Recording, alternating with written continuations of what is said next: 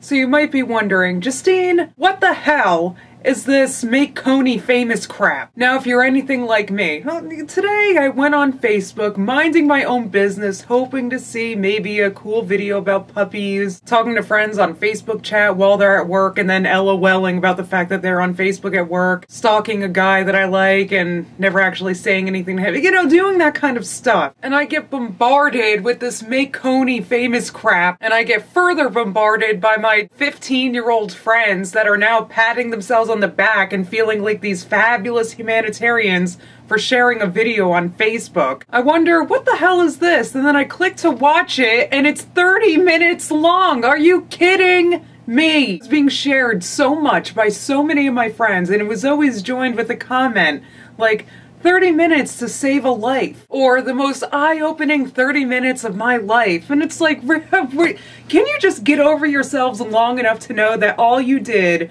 was watch one video on Facebook? Alright, so the video basically is about this atrocious guy in Africa, in Uganda I think, doing atrocious things. Seriously, he's like kidnapping children and forcing them to fight in his army, and it's actually extremely terrible. So despite how indulgent I thought that this video blatantly was. Like, there was this one part where the filmmaker is like teaching his 4 or 5-year-old son who this guy is. Why do you have to teach your 4 or 5-year-old about a mass murderer in Africa? Why would you do that to a child? I can assure you.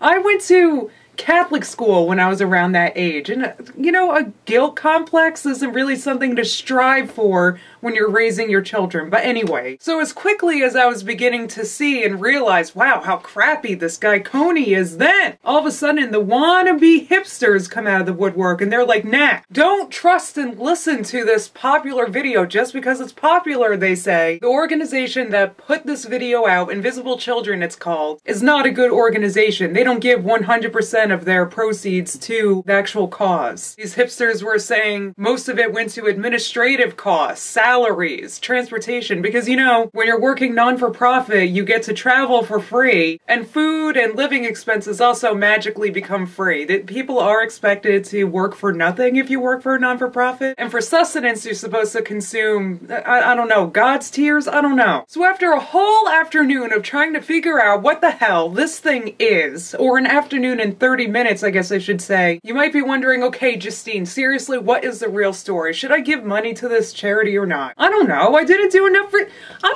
don't know! And don't get me wrong, I'm not saying that people that did spend 30 minutes of their lives watching that video and then decided to buy a box of bracelets or whatever the hell that was that they were selling at the end of the video. I'm not saying that you're dumb. I'm just saying that I hope that people give a little bit more thought and insight than the fact that this is a moving video that was obviously very carefully put together and that went viral on Facebook or YouTube or whatever, that's why you should give money to this group. Anybody can put out a video, maybe have it go viral on YouTube or Facebook. Here is why you should give me money. I really just, I want you guys to think, okay?